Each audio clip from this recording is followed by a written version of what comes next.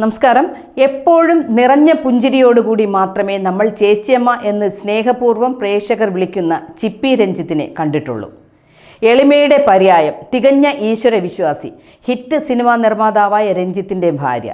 23 വർഷങ്ങൾ ഒരുമിച്ചുള്ള യാത്ര, ഏക മകൾ. മലയാളത്തിലും കന്നഡയിലും വരെ തിളങ്ങി നിന്ന സമയത്താണ് ചിപ്പിയുടെ വിവാഹം നടക്കുന്നത്. വിവാഹത്തോടെ കുടുംബത്തിന് പ്രാധാന്യം നൽകിയ ചിപ്പി അഭിനയം പാടെ ഉപേക്ഷിക്കുകയുണ്ടായി. രണ്ടുപേരും സിനിമാ മേഖലയിൽ നിന്നാൽ മകളുടെ കാര്യവും കുടുംബകാര്യവും നോക്കാൻ ആരും ഉണ്ടാകില്ലെന്ന ചിന്തയാണ് ചിപ്പിയുടെ ഈ പിന്മാറ്റത്തിന് കാരണം. എന്നാൽ സ്വന്തം പ്രൊഡക്ഷൻസിൻ്റെ ബാനറിൽ രഞ്ജിത്ത് നിർമ്മിക്കുന്ന സീരിയലുകളുടെ എല്ലാം ഭാഗമായി ഭാര്യയെ അദ്ദേഹം കൊണ്ടുവന്നിരുന്നു. വിവാഹത്തോടെ പെണ്ണുങ്ങൾ വീട്ടിലിരിക്കട്ടെ എന്ന കാഴ്ചപ്പാടിനെ തന്നെ തിരുത്തി കുറിക്കുന്നതായിരുന്നു രഞ്ജിത്തിൻ്റെ ആ തീരുമാനം.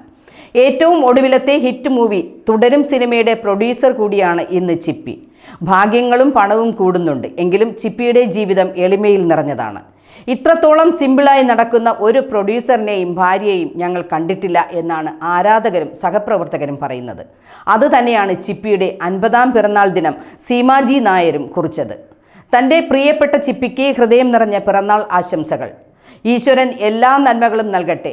നല്ലൊരു ഭാര്യയായും അമ്മയായും മകളായും ചേച്ചിയായും അഭിനേത്രിയായും അന്നലക്ഷ്മിയായും വളരെ വർഷങ്ങൾ ഇവിടെ തുടരാൻ ഈശ്വരൻ അനുഗ്രഹിക്കട്ടെ എന്നാണ് സീമ കുറിച്ചത്. അന്നലക്ഷ്മിയാണ് ചിപ്പി സഹപ്രവർത്തകരുടെ ഇടയിൽ. ചിപ്പി സഹായിച്ച ഒരുപാട് ആളുകൾ ഇന്നും ഇൻഡസ്ട്രിയിലുണ്ട്. ഒരിക്കൽ രഞ്ജിത്ത് തന്നെ ഭാര്യയെക്കുറിച്ച് വർണ്ണിച്ചിരുന്നു. വീടിൻ്റെ നെടുംതൂൺ സാക്ഷാൽ മഹാലക്ഷ്മിയാണ് തൻ്റെ ഭാര്യ എന്ന് പലവട്ടം പറയാതെ പറഞ്ഞിട്ടുണ്ട്. അദ്ദേഹം നിഴലായി അദ്ദേഹത്തിന് ഒപ്പമുണ്ട് എന്നും ചിപ്പി. ആഡംബര സൗധമാണ് ചിപ്പിയുടെ രോഹിണി എന്ന വീട്. റിപ്പോർട്ടുകൾ സൂചിപ്പിക്കുന്നത് 3000 സ്ക്വയർ ഫീറ്റിന് മുകളിൽ വലിപ്പമുള്ളതാണ് ഈ വീട്.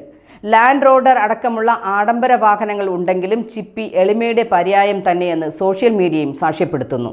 ഇതിനെല്ലാം ഒരു നല്ല മനസ്സ് വേണം. അത് ചിപ്പി രഞ്ജിത്തിനുണ്ട്. അതാണ് നമ്മൾ കാണേണ്ടത്.